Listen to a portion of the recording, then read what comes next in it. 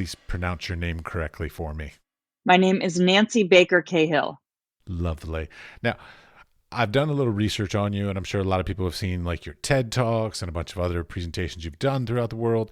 The one thing I didn't hear much about was like your childhood. How did you become creative in the first place? Was it parents' influence, schooling influence? Like, how did you get to that sort of avenue for your career? What a great question. I think my father really encouraged me from a very early age to be an artist. He saw some glimmer of potential. And I think he himself really, had he grown up in a different time, would have been an artist as well. So I think given that he wasn't able to do that, he really inculcated in me a love of an interest in art and then more or less forced me to go to, to take lessons at the Museum of Fine Arts in Boston, which I ultimately really loved. But, he really placed a primacy on the importance of seeing and experiencing art in person. So he would take me to exhibitions, not just in Boston, but he would drive all the way to New York sometimes to see them. He also was a politician, and I grew up, I know we just talked about how little you enjoy politics, but actually political life was a very big part of my upbringing, as was science fiction. So I would say my father really had an outsized influence on me artistically and creatively. What did he do? Well, for example, another thing he dragged me to was every science fiction movie that, that came out in the 70s and 80s.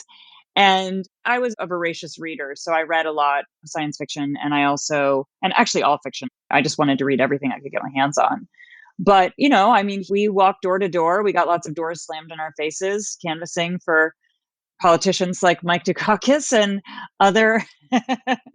Maybe rightly so with Mike Dukakis, but I liked Mike Dukakis. He was a great guy. He got a raw deal. But yeah, so kind of political engagement and thinking about civics was a huge part of my upbringing. And I think that the ways in which science fiction affords newly imagined, maybe not utopias, but protopias in terms of civics and societies probably informed a lot of who I became as an artist. But basically just the mechanics of drawing, this was the era of benign neglect, and I had friends who were creative and we were left to our own devices and did a lot of sort of world building, I must say. And I was very fortunate and privileged to be able to do that with my childhood. did you ever play Dungeons and Dragons? No, I wish I had. I played a lot of chess, but I was a nerd. Well, I guess Dungeons and Dragons is pretty nerdy too. But no, I know I kind of missed that boat, which I regret. Okay, just wondering. Did you? I did play it, though I was never very good at it. Mm. Yeah. Yeah, I was intrigued. But I had lots of friends that played it. It was more my brother's thing. I think I was a little late to it. He was 6 years older than me, so he was sort of more on the cusp of the Dungeons and Dragons thing. But so be it. But the other thing I noticed was so that you graduated in 1992 with your degree, and then I noticed there's sort of a gap. Then suddenly in 2007, you sort of like came out into the world, kind of thing. Like, what were you doing? What's the reason for that there? I went and I lived in a cave and subsisted on berries and twigs. Did you really? I actually had a family. No, no, I wish I had. That would be a much better story. Oh, I was like, that would have been so exciting. No, I wish. Yeah, I could have participated in incredible sort of Paleolithic tradition of cave painting and early cinema. But no, I didn't. I got married. I moved out to Los Angeles. For me, it was this sort of shock to the system. I'd never been away really from the East Coast. And as you can imagine, as a fellow East Coaster, it was somewhat antipodal in its not just configuration, but culture. And so it took me a while to adjust. Then I had children and really sort of subsumed my creative life in service of parenthood. And it was really when my third child was born in 2005 that I realized I had neglected a really crucial part of my identity and of my life. And we tend to think, and I think a lot of times, particularly women and mothers who put their careers on hold, tend to think that that's sort of wasted time. And it really wasn't. It was quite generative in its own way. And what I've learned is that, even when you're not making, you're imagining, you're dreaming, you're grappling, you're chewing on ideas that animate you. And so when I finally sort of made the conscious decision to reinvest in my practice and start working as an artist, it was torrential. I mean, basically, I started working and I haven't stopped since. So it's a notable gap and is unusual. And it's part of what makes, I think, my own path somewhat unorthodox. But I have no regrets. It's actually not that unusual. I've seen it a lot, and I've had lots of discussions with particularly women who have these gaps because of the same type of thing, raising families and all this kind of stuff. But it's an unfortunate thing that people see it as a gap, and then like you could just say you were on sabbatical. You could have said like all kinds of different things, but unfortunately, the art world perceives it as like some sort of horrible thing in a CV to have taken time for family. Oh, yeah. I mean, patriarchy infects absolutely every industry. And, heteropatriarchy combined with capitalism and all of its exigencies pretty much ensures that we don't have any kind of equity in terms of, you know, not only what's expected, but what's celebrated or honored. Yeah, I know. I'm getting ready to have a child in the next couple of years, and I'm sort of wondering if it's going to affect me. But I also have a gap in my CV, not because of raising children, but because I went to the Middle East and I work figuratively in my artwork, and they did not accept that. So like I have a 6 year gap while I was teaching there that I couldn't exhibit my work, I couldn't do anything. So like there's a huge gap, and so like I always have to explain that. Whoa. But it's not really a gap. It still says I was teaching. Yeah. But that is so interesting. Yeah. The Middle East. Fascinating. Well, I was going to say you're living immersed in a culture that is so, different from the one that we grew up in. And I think that itself must have been incredibly generative for you creatively, I would imagine. It made me very reactive because, like, for everything that they told me I couldn't do, I wanted to go on vacation and go somewhere else and do that thing that they wouldn't allow me to do. So it was very, yeah, very reactive. Well, sometimes I think those like limitations or boundaries that are however real or imagined, and those kinds of attempts at containment can, yeah, engender a kind of actually almost greater fuel and motivation. I mean, because most artists really don't like being told what to do. So we tend to, I think, sometimes react in opposition, but also, I think that can be very good for the creative process. I have no complaints about it, in hindsight. At the time, I had a lot of complaints about it. But now that I'm gone and I got out of there without being arrested, I'm fine. Amazing. Because that was my big fear. Yeah, of course, of course. Now, one of the things I also noticed, so you started back in, so let's say, I should say started back in, you were working two-dimensionally, and then you made that transition to sort of being emphasized in more technology, augmented reality, all that kind of stuff. What was the catalyst that sort of said, I should take these two-dimensional things that I'm doing and these traditional techniques that I'm doing and then shift over to use very high technology? That seems like a bit of a leap of mediums. It seems like a leap, but it actually isn't. And I think that's a wonderful question. I mean, I will say that, certainly as an undergraduate, my practice was sort of divided between video and drawing. So I'd always had a real interest in sort of the cinematic medium and in technology as an extension of a drawing practice, which is a little bit untraditional. But as you know, technology can be expensive. There are barriers to entry. And so, particularly as I was starting out, I didn't immediately dive back into it. I will say that actually predating my entry into VR and drawing in VR, which was born of a really conceptual exigency, I had been basically trying to build immersive environments using video and immersive installation prior to that. So I would take 2D, I did these crazy things where I would create these 2D paintings using spray painting and sculpture and all this sort of like strange language I developed on my own, and then animate those things using After Effects and create these big installations with that. So that was one example. I made a video of myself basically being subsumed and consumed by one of my drawings. That was another thing. So I was sort of slowly marching toward VR without knowing that's what I was doing. But it wasn't until I had created a series based on an incredible book on the way trauma actually lives in the body by a feminist philosopher named Susan Bryson. Her book really influenced me deeply. And so I was making these drawings that were incredibly visceral and immersive themselves. They were huge. And she had sort of framed her own trauma, her own sexual assault trauma, and sort of making sense of what was nonsensical about it using philosophical math. And so I just found that to be a very compelling idea. So I'd made this whole series based on that mathematical term called surds, or mathematical instance. And the drawings really seemed to have an embodied impact on the people that saw them. They were sort of immediately sort of understood on some unspoken visceral level. And I wanted to really, I mean, no pun intended, augment that. I wanted to actually extend that experience to the viewer by putting them inside the drawing. I had a number of creative fits and starts and sort of stabs at making sculptural drawings, which I've since continued, actually, kind of looking at one in the background. That none of the listeners can see, but it's okay. Oh, I forgot. Okay. But I was talking to a curator who said I was expressing this frustration, and she said to me, she also had a background in video, interestingly. She said, "Why don't you just do the drawings in VR?" And, I hadn't thought about VR since I was an undergraduate.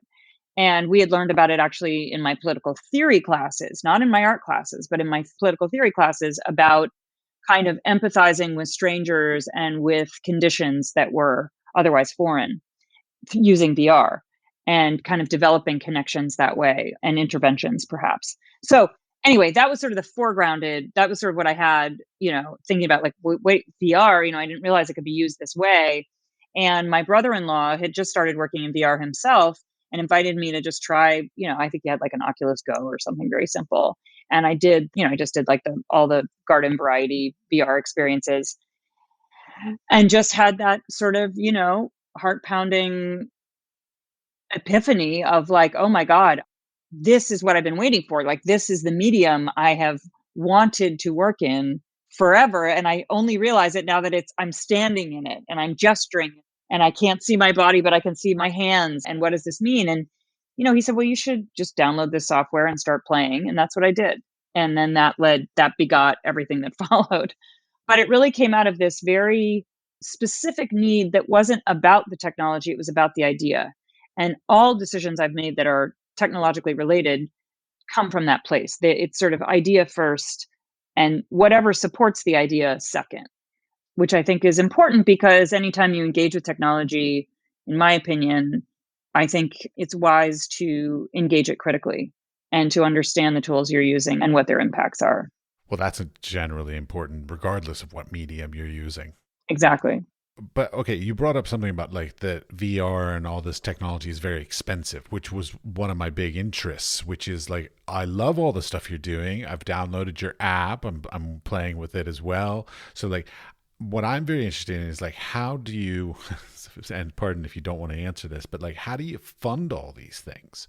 Because like, none of this equipment is cheap. And then of course there's the need for everybody else to have some device to engage with them as well. So there's a part of a barrier there for participation in it. So like, let's start with the easier, or what I think is the easier one. Like, how do you get the projects funded?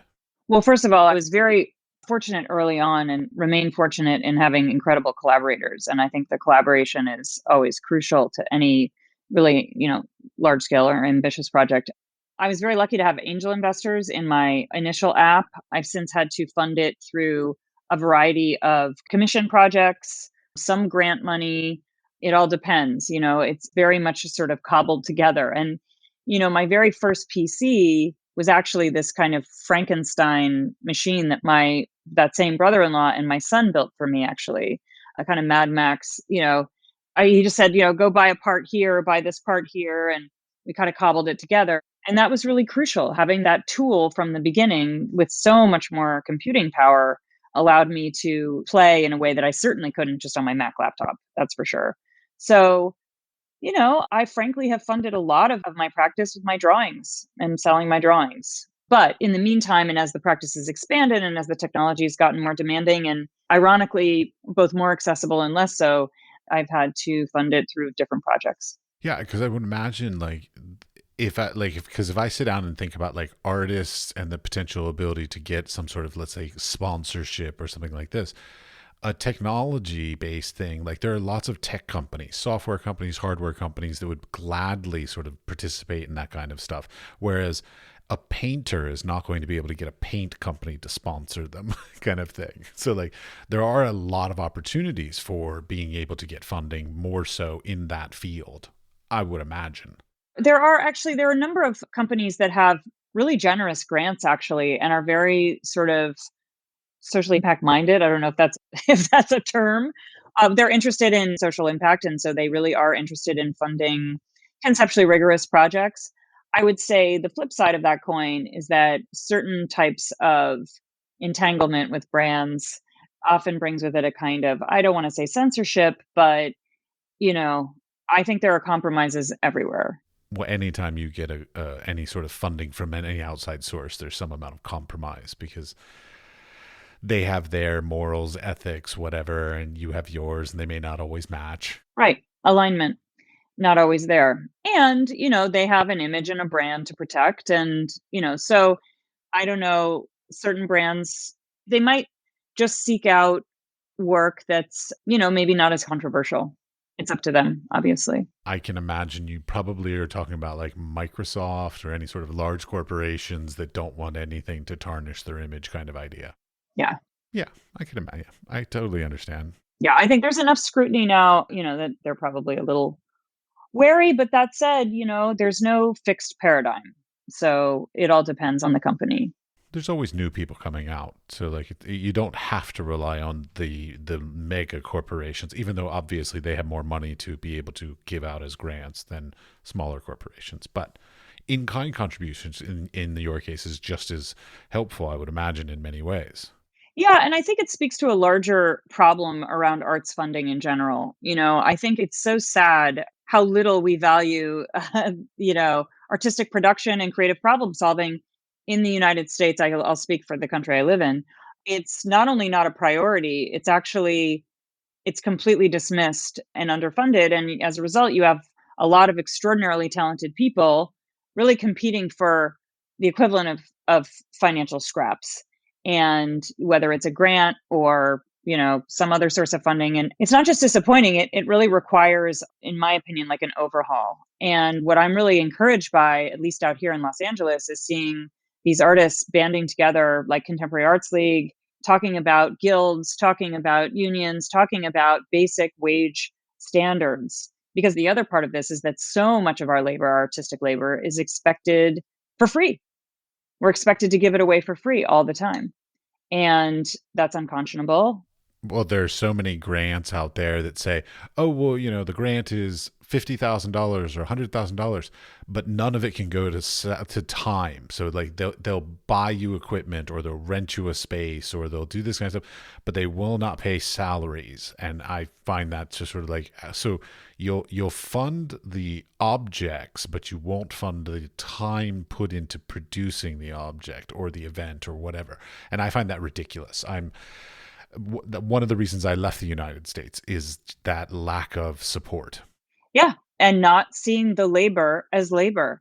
It's not just, we don't just show up, grab our equipment and make something. We need time to ideate. We need time to experiment. We need time to problem solve.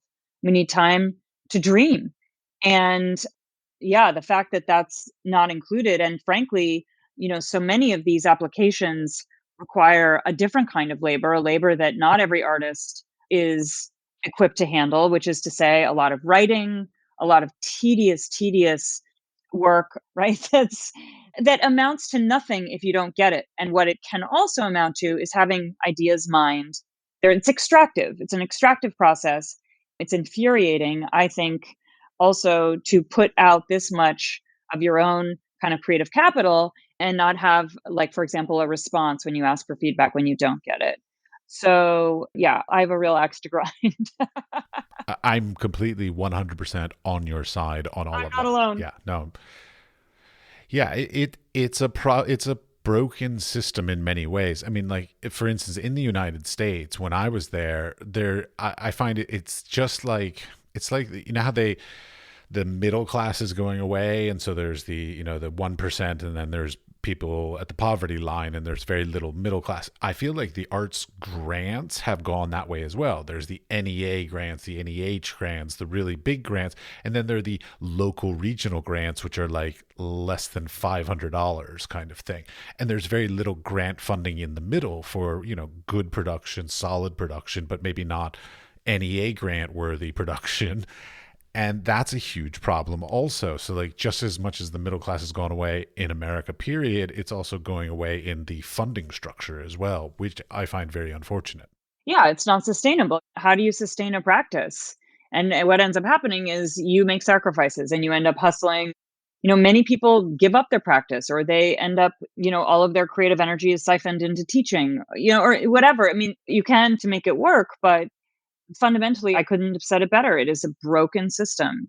And it's just, yeah, I don't know. But I am really encouraged by the fact, I don't know, something snapped in the pandemic. And I think, at least I look to my peers who I admire and respect so much. And, all the conversations we had were really around sort of deciding, yeah, I don't think we need to put up with that anymore. We need to demand better for ourselves and we need to teach people how to treat us. I'll tell you, when I was, God, what was I, 19 or 20 years old, I went to Belize, the old British Honduras down in Central America. Beautiful country, small country, mind you, but like beautiful country. And one day our teacher took us to the National Artists Studio. Now, first of all, they have a national artist. That's amazing right off the bat. Secondly, this artist is they are so proud nationally. They put his artwork on the currency. Oh my God. So like that's how important art is to that culture. And like when I left there, I was like, fuck, I hate America. Like, God, like if America could do it, they would put a baseball star or a movie actor or something on our currency. Whereas a country like Belize puts their national artist, which is amazing in and of itself, on their currency. I really did not want to live in America after that. Yeah, I completely understand why. Yeah, there's a true bankruptcy. Speaking of currency, it's just a real cultural bankruptcy, unfortunately. And it's amazing that the arts persist the way they do here, almost in spite of it. Well, sadly, the reason why the arts has been able to continue on is because there's those great tax deductions that are available for the rich to be able to write off donations, and sometimes even like they'll buy a piece of art and then donate it to a museum, and so an artist gets paid, but then the person who bought it gets a tax deduction, and so it ends up being to their financial benefit again. I mean, there's so many bad systems that are broken in that. I mean, like I recently was talking to somebody about Freeports. Do you know about these things? Yeah. Well, a really good friend of mine out here who's an absolute genius, speaking of tech, developed this wildly subversive and amazing exhibition in VR called Freeport, where he actually mapped an exhibition in a Freeport and then sold the whole exhibition as an NFT, and it benefited all the artists. It was wonderfully subversive and artist focused and artist centric. But yeah, I was ignorant of Freeports until he created that exhibition. And now I hear about them all the time. I just met a documentary filmmaker who's done a series of documentaries on art crime. And she went into, the role of Freeport. Anyway, it's absolutely fascinating and horrible. I mean, it is. And completely expected. Yeah. Yeah. I mean, that's the problem is basically it's the rich dictating all the ways that it happens. But yeah, the Freeport things fascinate me. I couldn't believe. I mean, I knew Switzerland was sort of in and of itself a Freeport kind of thing, but the fact that these Freeports exist everywhere, like there's one in like New Jersey, there was one in Dubai, like they're all over the world. I'm like, how the fuck do they get away with this shit? Like that's the point of tax laws, so that they can't do things like this, and then they make something that's basically a really big loophole. Well, I think that question of accountability is so crucial and so underexamined in this moment. I mean, it's not underexamined. People have been protesting this for, we've had all kinds of movements demanding accountability, particularly of late, particularly in the last 5 years. But it is amazing. I was just talking to someone about this last night. Like you look at Steve Bannon gets subpoenaed and he just kind of says no. And somehow that's okay. Where we know if it were anyone else and they were subpoenaed, if they didn't show up, they'd be arrested. Like, you know what I mean? It's like, so to your question, like, I don't know. It's sort of like at my advanced age, I still feel a kind of childlike astonishment at the injustice. I don't understand. Just to be clear, we're approximately the same age. 70s children. Yeah, but you are not advanced. Just, I refer to it as I am older.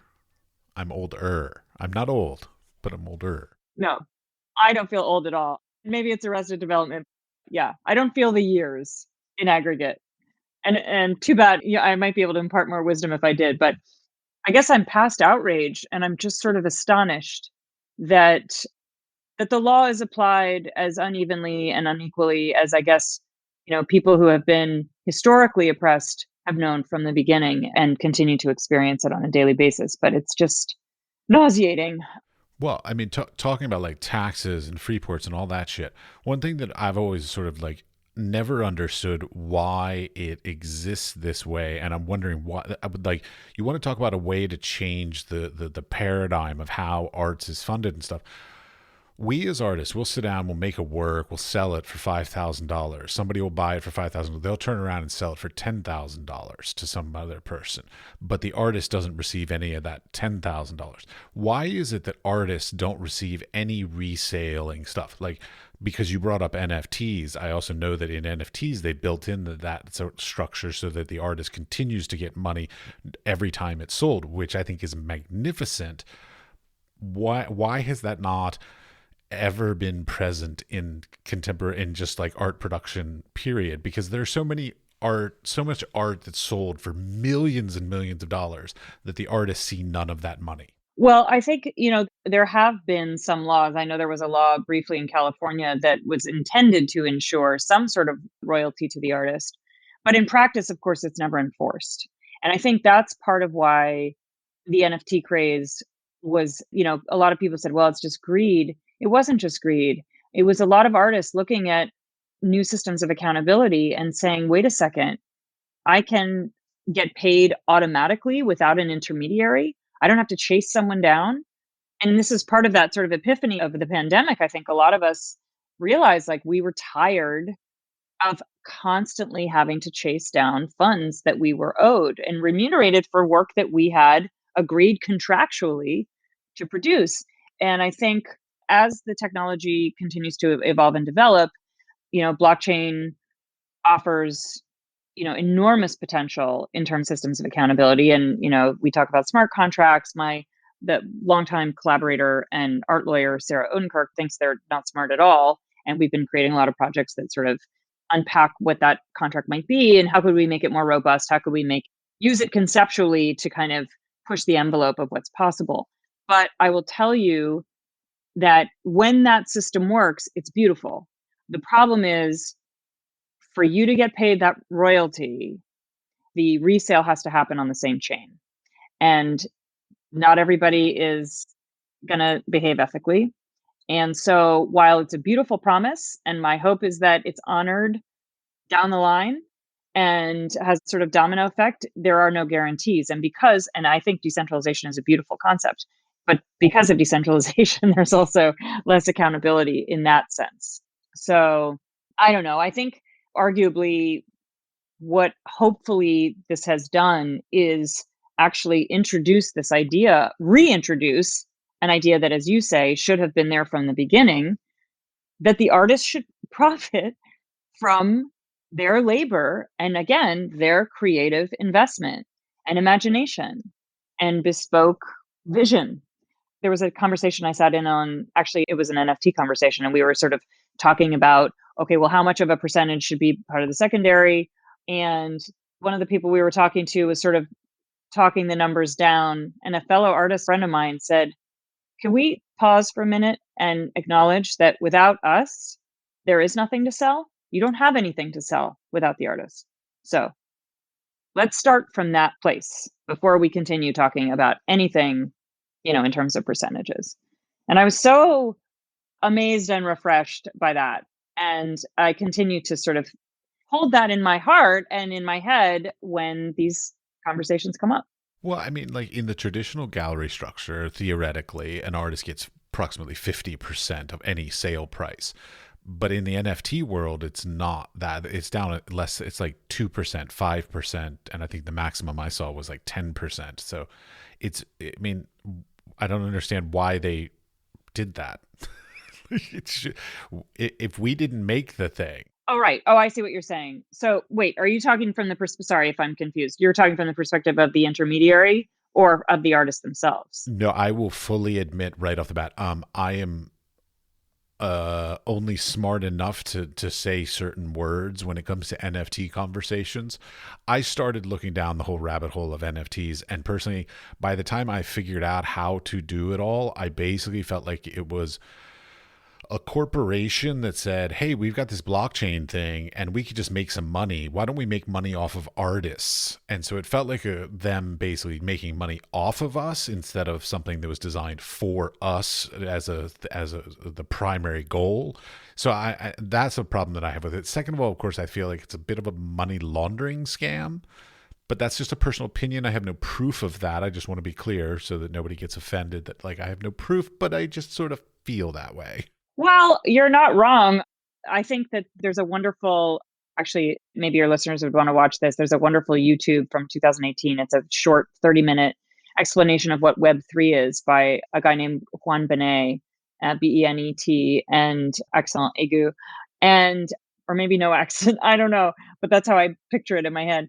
And he, I believe, is the founder of IPFS. And he talks about what the promise of Web3 really was and what that sort of truly decentralized protopic vision might look like.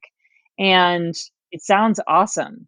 That's not exactly how it's turned out, right? And I think that, when you talk about, money schemes, I think what's really dispiriting and really tough and something that all artists should consider if they're going to at least work with Ethereum versus like there are certain proof of stake blockchains which are not, the gas costs almost nothing, and that's a real opportunity for artists. You look at a site like Hic et Nunc, which uses Tezos, and that's not going to be as financially burdensome as minting something on Ethereum. If you mint something on Ethereum, you're going to pay gas fees that oftentimes cost more than, maybe what it took to produce the work. I mean, and there's no guarantee it will sell. Who's benefiting? Okay, wait. So here's my other soapbox about NFTs at this moment. So again, this is from an outsider's perspective because I have not participated in them yet. Is I feel like they're a bit of a like high school popularity contest because the people who seem to do really well on it are celebrities and people with lots of followers on Instagram and whatever. So like if you're already good with social media or Indiegogo or any of those sort of like crowdfunding things, and you have a large following of people on the internet, then you will do amazingly with NFTs. However, if you are a talented artist with amazing craftsmanship and skill and great ideas, but are not good at that kind of stuff, you're not going to do well on NFTs. That's how I feel. Now, I don't know if that's true, so please tell me if I'm wrong. Yeah, I would push back on that a little bit. The good news is that there are a number of curated, thoughtfully curated platforms cropping up. And I think that there is a maybe slow growing, but growing audience of maybe more traditional collectors who are intrigued at this idea of what it might mean to collect digitally scarce goods or artworks and how that manifests through this sort of, if you want to think of the NFT as a receipt for that purchase, but the proof of ownership becomes sort of interesting to them. It's taken longer, and I think it will continue to evolve. But I agree with you that, and this is true for everything, right? There's always a kind of rich get richer in capitalism. I mean, this is late stage capitalism at its worst, but I see a lot of really thoughtful work being made in the space, a lot of conceptual work being made. And there are wonderful platforms like, that are cropping up as we speak. And I've been fortunate enough to participate in some of them. And I think that the artist community that is growing as well, I think more and more traditional artists are beginning to see some of the potential. Now, there are a lot of techno skeptics, and I have equal amount of respect for them as well. I don't think there are any easy answers. And I think when you really push into environmental concerns and looking at proof of work versus proof of stake, there are all kinds of questions. I thought forever that proof of stake was the only way to go. And I will confess I sort of felt a kind of not moral superiority, but I felt like, okay, I can do this without fretting too much about the environmental impact, only to understand that there's actually, an outsized benefit to people who already have a tremendous amount of stake in that literally have a higher stake in the success, which is to say, again, a sort of rich get richer scheme. So, it's complex, it's nuanced. I think I'm really interested in the potential as it relates almost metaphorically to systems of accountability, back to this idea of fairness, honestly, and equity. But again, human nature pretty much infects everything, and so does greed. So it's the ongoing Sisyphean task to push it up the hill, but I think it's still worth doing. Well, now, you've done some NFTs. What was your experiences with that? I've had uniformly positive experiences, but I've also been really fortunate to collaborate with super thoughtful people and be in rigorous dialogue with other artists who are kind of grappling with a lot of the things we just touched on. So I have tried to be very intentional and picky around how I engage in this space. I think less can be more, but it's not something that I'm afraid of. It's something I just, again, want to approach very intentionally. Yeah, I mean, I'd love to do it, but it's basically like I feel like I'm sophomoric in my knowledge of it for sure. Like I think I know enough to be dangerous, but not enough to be successful. Well, I think that that's all just a matter. I mean, gosh, the first time, I've been interested in art and blockchain since I would say around 2018 when I first got my first crypto wallet. And, but I didn't really understand the nuances at all of this space at first. And a lot of it is honestly just like reading, listening, and talking and grappling and experimenting. And I think it wouldn't take you very long to feel more fluent and perhaps confident, you know. Yeah. I don't know what's the expression, dip your toe in or whatever.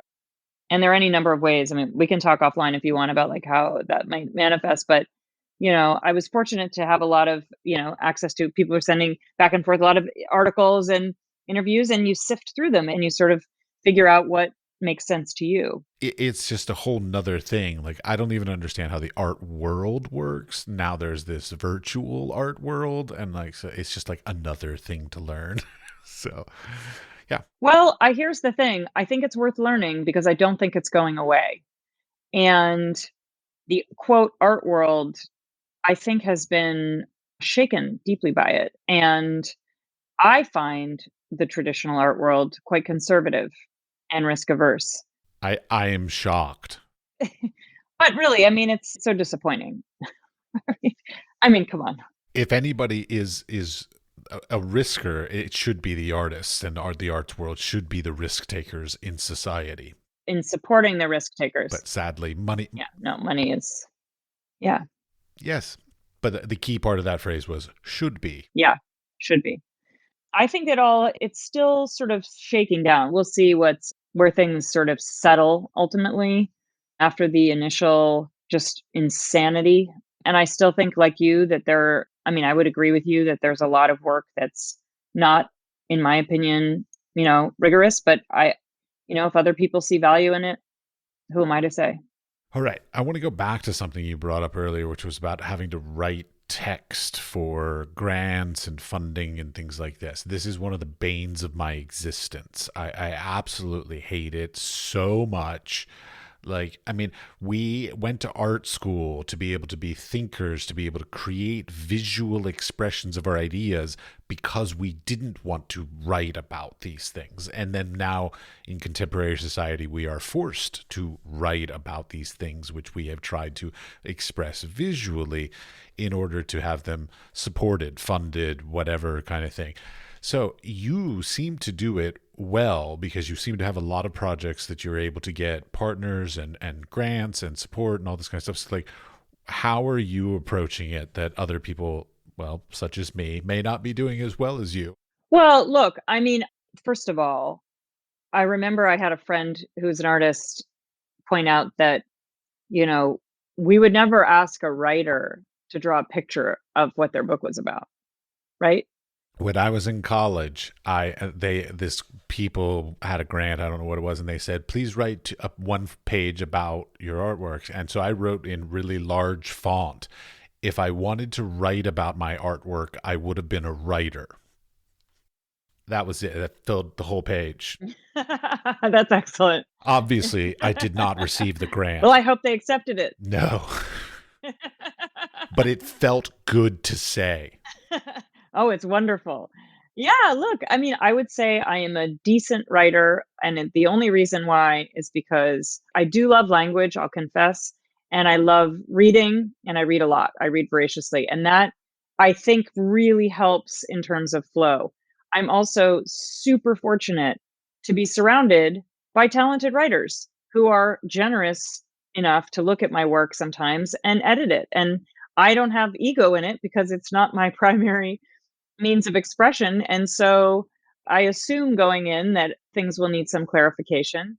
But I will say this about writing, and I'm not going to say this on behalf of grants, but when I've had to write essays, I've been fortunate enough to be invited to write essays on certain projects. And what it really does is allow me to crystallize my ideas and really articulate and finely tune that initial ideation into a kind of coherent précis, if you will.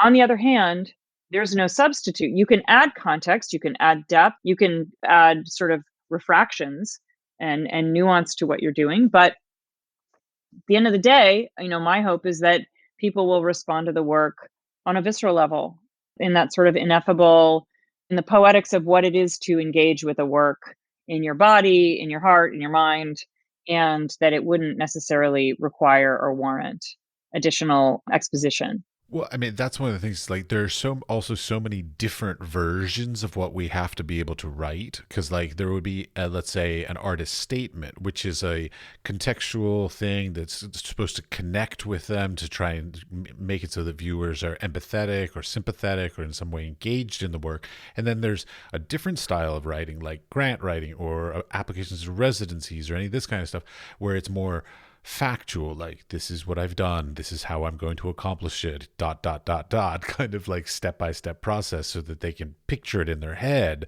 because this thing hasn't been created yet, kind of thing. So like, not only do we have to be talented and skillful in our art creation, but we have to be multi-talented in our ability to not only write about our works, but to write about our works in different sort of vernaculars and different techniques. And this is driving me nuts. Again, it is an outsized requirement and request of group of people that have wildly varying backgrounds, exposure to, I mean, you might not have had the great fortune of fantastic education. That may come at a disadvantage. There is so much inequity built in to these expectations. And there are artists who can, afford grant writers and don't have to ever put pen to paper. You know, I don't know. It's part of that overall problem that we identified in the beginning of this being a group of people who are asked, so of whom so much is asked. And it was funny, yesterday I was having a talk with a friend of mine who's an artist, a brilliant artist, and she said, why is it on us to be the problem solvers? Why is it on us to address these sort of global geopolitical challenges or local challenges or whatever? Why can't we just make things because we want to make them? That's the role. Like, the poet doesn't have to answer all those questions. And, and why can't that spectrum include all of it, you know? And I guess we were talking contextually about sort of our current moment. But, she was saying, we're not truth tellers necessarily. Why do we have to be the truth tellers? Why can't our stories be the thing, or our fictions, or our imaginations inspire people, you know? And I think that also points to a very specific, maybe substrate of artistry right now that sort of demands that. But it was just interesting to me to think about how much of what we do can feel burdened for these different reasons. And some of them are concrete, like writing, and some of them are abstract, like just sort of social or cultural expectations. Well, I mean, artists as a general whole throughout history are the ones who are sort of the mirrors to society. We're the ones that point out the issues, the problems, the concerns, whereas most people in society just want money so that they can have a good time. Like, they just want to buy a house or, go on vacation or get a car.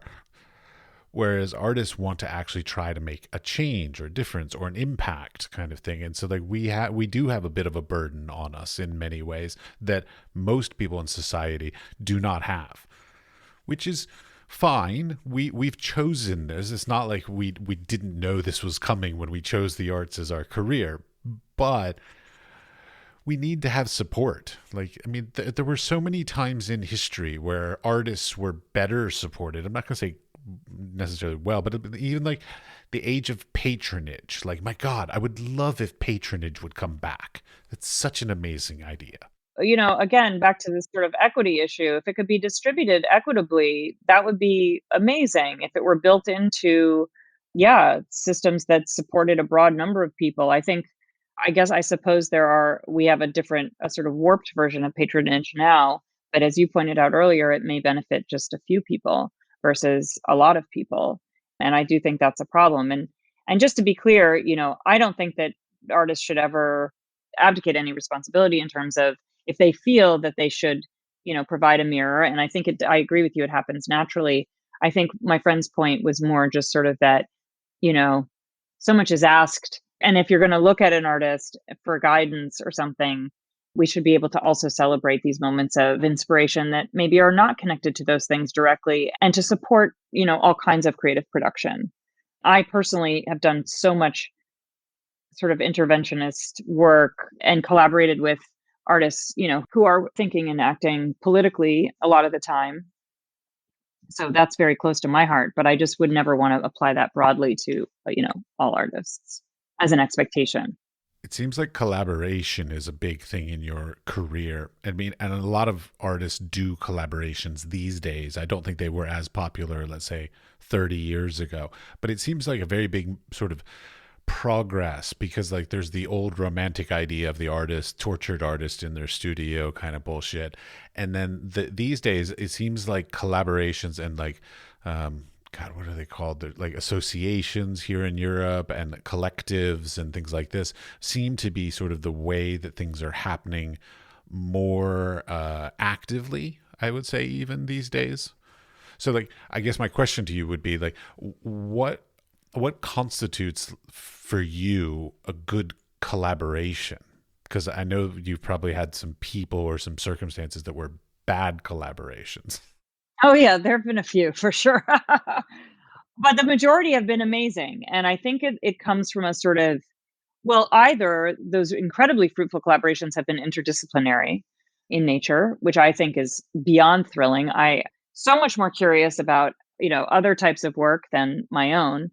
But the most fruitful collaborations really are where there are one, two, or three of us or multiples of us bring something very specific to the table with a shared goal. And originally, when I started this wonderful fellowship at the Berggruen Institute, I was talking with one of the directors, Nils Gilman, and he was talking about T-shaped collaboration, that the best collaborations, because they were doing sort of AI artist collaborations, and he was saying that the best kind of collaborations are T-shaped, which is to say, if you think about the letter T, you've got the central column, that's your subject expertise, that's your area where you are fully confident and have, a certain skill set. But then the outstretched arms of the T are those places of overlap with other people and with other types of subject expertise. And it's the magic sort of happens in those overlapping, sections. And I have found that very much to be true. And I would also argue that my best collaborations tend to come from a similar ethos, a kind of adventurous ethos, a risk-taking ethos, and a hardworking ethos. So I think, the best collaborations tend to feel like everyone is sort of put in equal measure and we are all mutually benefiting from our different skill sets and understanding deeply that it is the combination of those skills in concert that create this sort of magical and product, performance, experience, whatever it is, even conversation. Well, I mean, look, what start thinking about when I'm hearing all this stuff is like, what is your what I call like studio work schedule like? Like, I mean, because you have, I'm sure, a physical studio for making your two-dimensional works, but then you also have your sort of digital studio where you sit in front of a computer for hours on end. So like, are you the kind of person that is, because, okay, I have a belief. So bear with my opinion on this. There are two kinds of artists in the world. They're the kinds that sit around and think, and then they're inspired, and then they work for weeks on end for that thing, and then they don't go back in the studio again for like a month or so. And then there are the people who are in the studio every day, 9 to 5 theoretically, working all the time constantly, and they take weekends off and they have nights off and they take a vacation, all this kind of stuff. So like, are you more of a inspirational, like going in the studio person, or do you just work every day? I work 7 days a week. Amen. I understand that. I don't leave the studio. I mean, COVID has, of course, changed everything. So I just love, studio visits every week, making work in the studio. So now I'm mostly alone in the studio, although I do have a studio manager, but that's offsite. They work offsite. And my studio is so small at this point that it's not a problem. But I do crave, I will tell you, those periods of quiet. I crave the time. I know when I have had time off or been forced to take time off, I tend to just read as much as I can and think and write in my journals. But I haven't had that time recently, and I crave it because it so feeds and nourishes the practice. So, I mean, I'm lucky I have great conversations, and that feeds a certain part of it. But I do think that quiet and the sitting and the contemplating is crucial. So, yeah, I'm trying to carve out a couple weeks in December to do that. And then probably after that, I'll go ramp right back into the sort of nonstop work schedule. But I would like to adapt the practice more toward that kind of a model because I think it often yields one isn't better than the other, but I do think that kind of slowing down is really incalculably valuable to really deepening work. All right. Well, thank you very much. Thank you. That was such a fun conversation.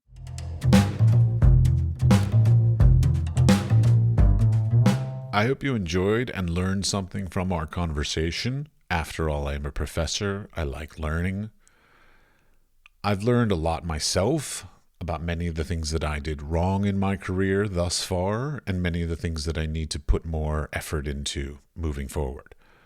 I hope this podcast has inspired and assisted you in becoming more successful in your creative endeavors. If you like the podcast, we would appreciate a 5-star rating, and a nice comment would be greatly appreciated. I would also like to thank Ron Helt for their comment and 5-star rating. Thank you, Ron Helt.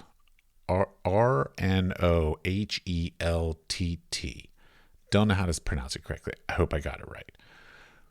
Please tell your friends to listen and subscribe as well. You can subscribe on Apple's Podcasts, Spotify, or wherever you get your podcasts.